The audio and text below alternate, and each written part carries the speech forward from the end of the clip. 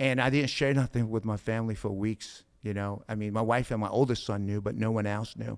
None of my siblings knew.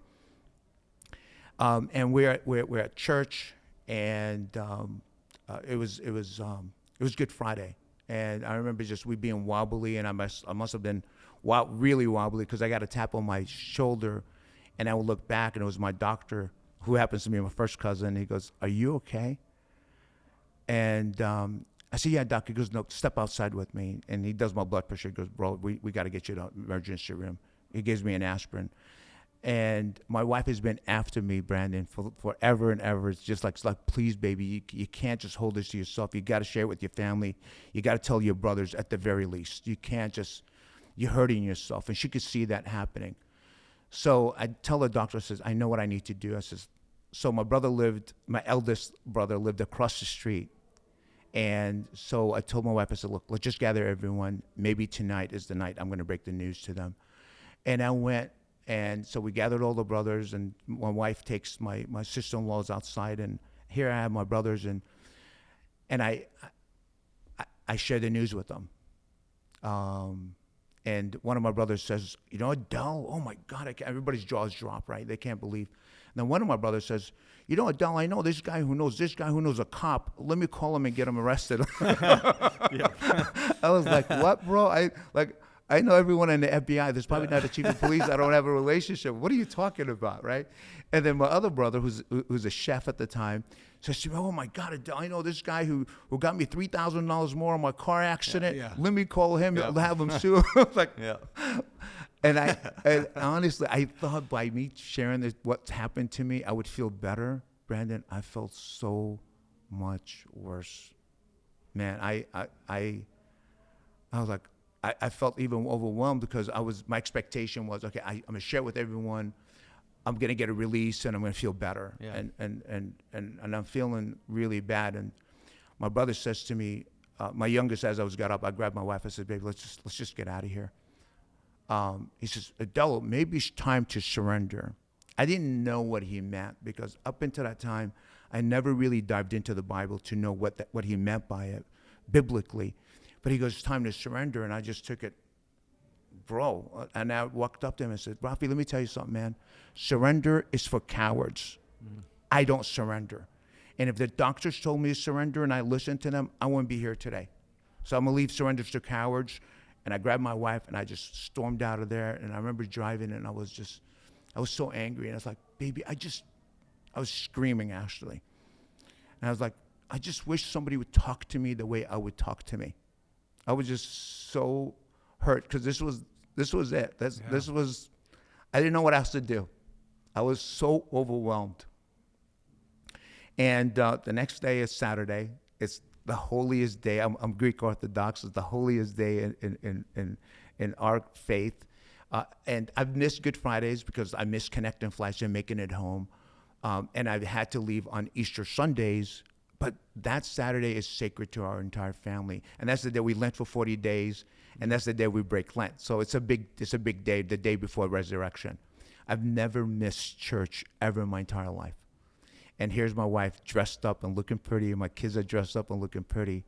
And I'm laying in bed in a fetal position. It's like, baby, what are you doing? We got to go to church. And I tell her, no, I don't want to go. And she's like, what are you talking about? You've never missed church. This is really important to you, baby. And I said, no, I don't want to go. And I talk her into, I don't want to go. So she leaves with the kids. I pleaded with her to go. And for the first time, Brandon, I have what I call an out-of-body experience. I like something just sucked me up, and I'm looking down, and I see this man, I know it was me in a fetal position, and I'm like, who is this most pathetic man? He's everything I despise. Mm-hmm. He's everything exact opposite. And it was like, I'm looking at me and like, I know it's me and there's nothing I could do. And I went back into my body and like, oh my God, what just happened? I put on my gym clothes. I had not been in the gym for 18 months. I get in my McLaren, right? And I drive to a 24-hour, actually LA Fitness. And I was like, it was a Saturday afternoon, so there's not a whole lot of cars. I still parked farther than anyone else. There was no other cars next to me. I put on Rocky Balboa, remember Rocky original song, and Eye of the Tiger. I put them in loop, put my headphones on. I go into the gym. I come out 4 hours later. God, my witness, Brandon, I had no clue. It was complete blackout. I had no clue what I did. Other than tell you I was head to toe, was completely drenched. Wow.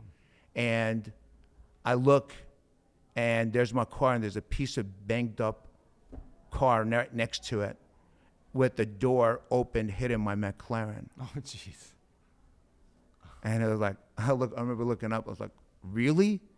And man, I just like my Marine Corps kicked in, I was ready to kick some butt, right? And I remember just walking there, I was just so angry. How could this idiot do this? And as I was getting closer and closer and closer, I realized that the angle looked like he was hitting my car, but he didn't hit my car. And I bent over to get to eye level, and I said, sir, do you mind closing your door so I could leave? And this Looney Tune guy comes out, and he's like, oh my God, what do you got to do to get one of these? And I remember looking up in the sky, and I says, you have to have enough faith that all things are possible, and you'll get this. He goes, oh, no, I don't believe in God.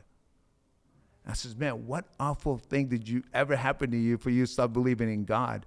He goes, oh, when I was younger, I touched a girl inappropriately, and I ended up going to jail, man. I'm 55 years old, man. I live with my parents, man. Life sucks. Look at this piece of shit car my kids bought me, man. Life sucks. And I looked at him, I said, what's your name? He goes, Rocky. I said, Rocky, man. I looked at my watch. I said, I wish I had an hour to take you to this hospital, it's a rehab center. It's called Casa Clino, where people involved in car accidents that had everything. Let's just see if any of them would trade places with you. Let's see if any of them would trade places with someone on Skid Row, just for the ability to be able to grab a burger with two hands. Let's see if any of them would be able to trade places with someone that has absolutely nothing, living in a cardboard box, but just the ability to clean themselves. I said, man, the most beautiful things are right in front of you. You got loving parents or mom and dad that love you unconditionally, give you a home. You got kids that maybe it's not a McLaren, but they love you enough to go out and buy you this car, man. They're right in front of you, but you're just too freaking stupid to see that. And by the time I got done with them, he promised me you got to go to church. I get in my car, and I drive like 10 feet, and I stopped. And I remember I started crying, man. And I was like, this is really Rocky, huh? Today, I couldn't even tell you if Rocky was there. I know what I saw, and I know it was talking to me. God used Rocky to remind me what was truly important in my life. Yeah. That I have a beautiful wife, healthy kids. I would trade the world for them. Yeah. And the reality is that I still had everything. And I had them, and I just lost sight and perspective. I went home, got on my knees. I prayed. I said, God, I'm not a coward. I don't know how to do this, but I guess I'm supposed to surrender to you.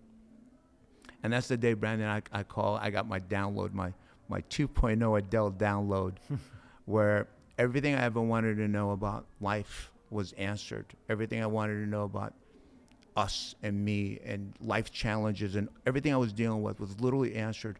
And the only way I could describe that for you and for your audience, imagine you're in your car and you're driving your windshield, right? You got dirt and mud and grime and this thing called shit, life coming at you from every angle.